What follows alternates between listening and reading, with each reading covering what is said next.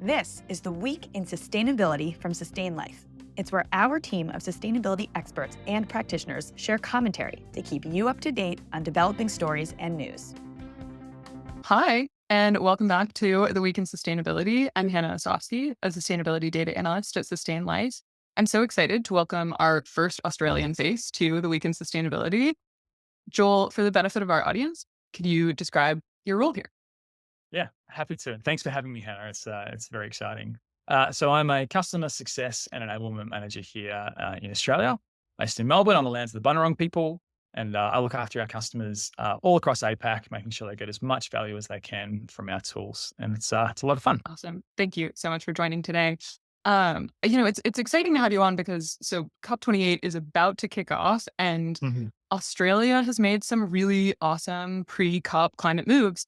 In the beginning of 2022, Anthony Albanese made Australia's emissions reduction targets a lot more ambitious. They were sitting around 28% reduction by 2030, and he jumped them up to 43% reductions.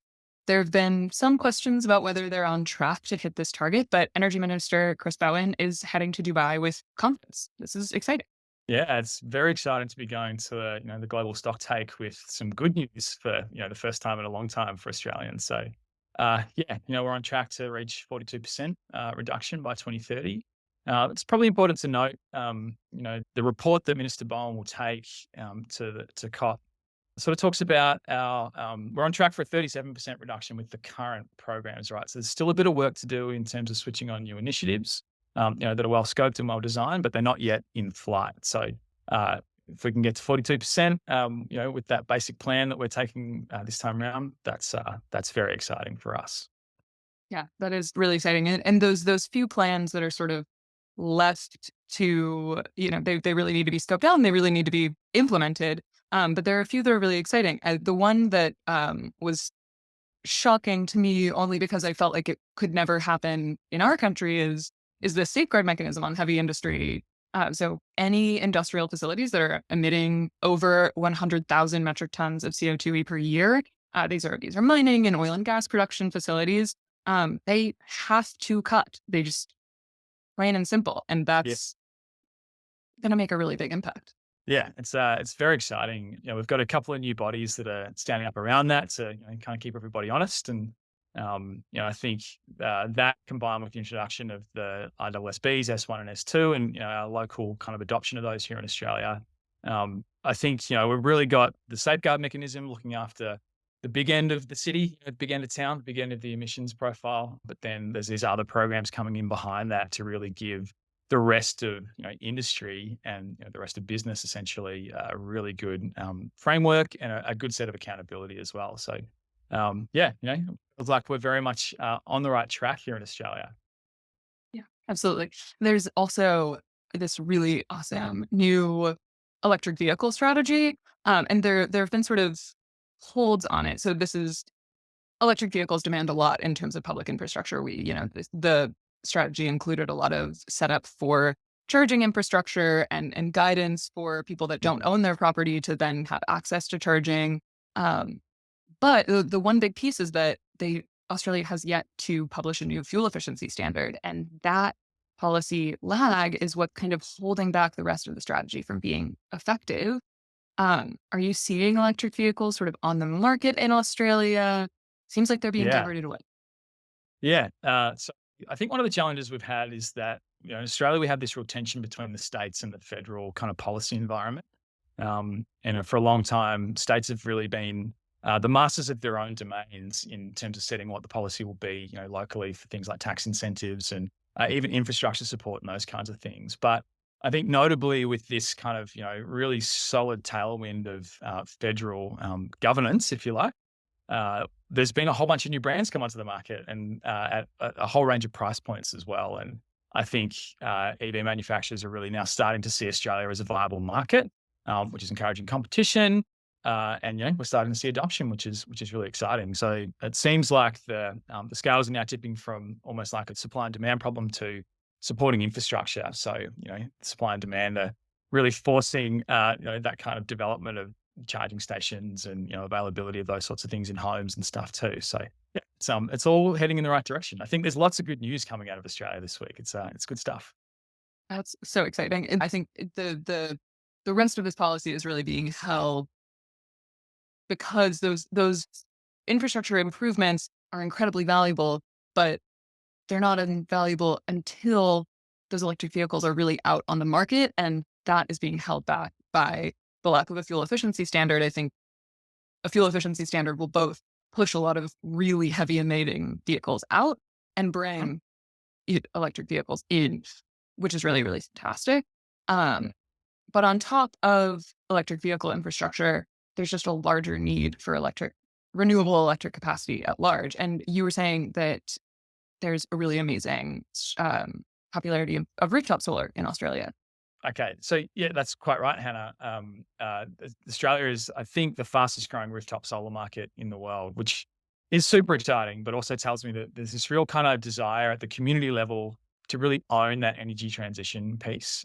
Australia, all of our major grids are driven by fossil fuel, and so seeing the kind of government, the federal, the state, and then the really local kind of council level policy support and funding support for renewables in the home has been, in some ways, really, really helpful. But because it's a bit of a confusing environment, I think that's what our biggest barrier is just the affordability piece. So once we kind of get a good handle on that, and once that becomes easier to navigate and understand for homeowners, and particularly people in the rental market, I think we're going to see that accelerate even further.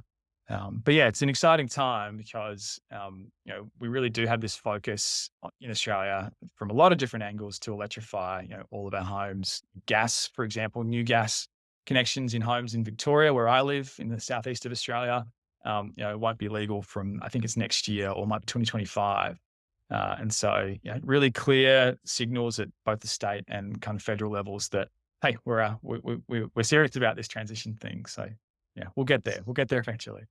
Yeah. Well, and it's amazing that it's coming from communities. And I think speaking of what the community wants of Australia, government officials are not the only ones that are really preparing for COP28. And in advance of these global climate talks, hundreds of protesters right out of Newcastle Port blocked off the shipping port and halted coal shipping for like 30 hours. 109 people were arrested, but it was one of Australia's largest protests. And this is really amazing to sort of see the conversation between government, who wants things to be going well, and the community that's saying not fast enough. Yeah. Yeah, it was so impressive. It's a beautiful city. If you haven't been there, I recommend going. It's one of my favorite cities in the country. But this little stretch of water that this protest occurred in it's a shipping lane. So this wasn't like kind of a cool paddle out to look good on Instagram. This was like proper direct action. So super impressive. Actually, the oldest person in Australia to ever be charged with anything happened as part of that protest, a 97-year-old man called Alan Stewart.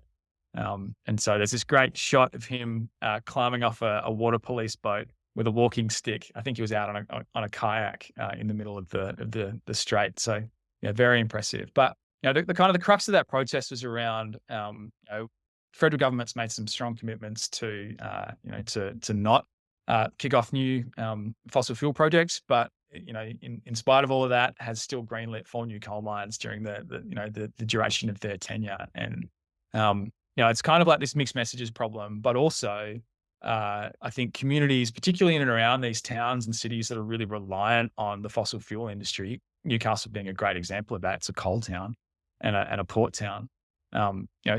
Everyone wants a good transition and wants a just transition. I don't think anyone wants fossil fuels. I think what we want is a really bright and positive future. So part of that is jobs and policy and all those good things. And amazing to see over 100 people literally risking life and limb to be out there in the middle of the water to cause a stir. Very, very cool. Including some coal miners themselves. I thought that was there was this beautiful list of some really unique participants, and there were members of the Green Party and a ton of youth activists and Alan Stewart, and also retired coal miners who are really specific about the fact that they are very positive, feel very positive towards the transition. And I think it's very, very exciting to see that crowd be. Yeah, one of my favorite things is that it was actually organized by like a school strike crew. So these are high school students who are When I was in high school, I was nowhere near that organized or, paying that much attention. So I think we're in safe hands, Hannah. The future is bright. I think that's a perfect note to end on. Um, Joel, thank you so much for joining the Week in Sustainability, and thank you everyone for listening. Sustain.Life is the leading and most comprehensive sustainability software on the market. To learn how we can help your company measure its emissions and take climate action, go to Sustain.Life. Don't forget to like and subscribe to this show on our YouTube channel or your favorite podcast platform. Thanks for tuning in. See you next week.